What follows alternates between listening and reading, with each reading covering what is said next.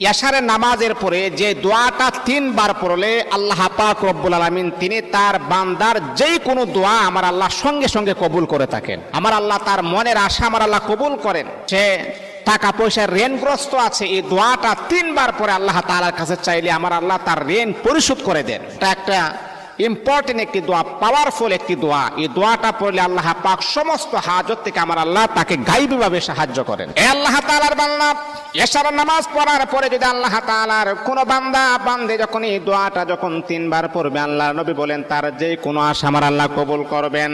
ব্যবসা বাণিজ্য লস হচ্ছে, আমার আল্লাহ তাকে লাভবান বানায় দিবেন। মনের আশা কবুল হচ্ছে না, আমার আল্লাহ মনের আশা কবুল করে দিবেন। যে দোয়াটা পড়লে আল্লাহ নবী বলেন তার যে কোনো দোয়া আমার আল্লাহ কবুল করবেন। দোয়াটা কি? আল্লাহুম্মা ইন্নী আসআলুকা বিআন্নী আশহাদু আন্নাকা আনতাল্লাহ লা ইলাহা ইল্লা আনতা আহাদুস সামাদুল্লাযী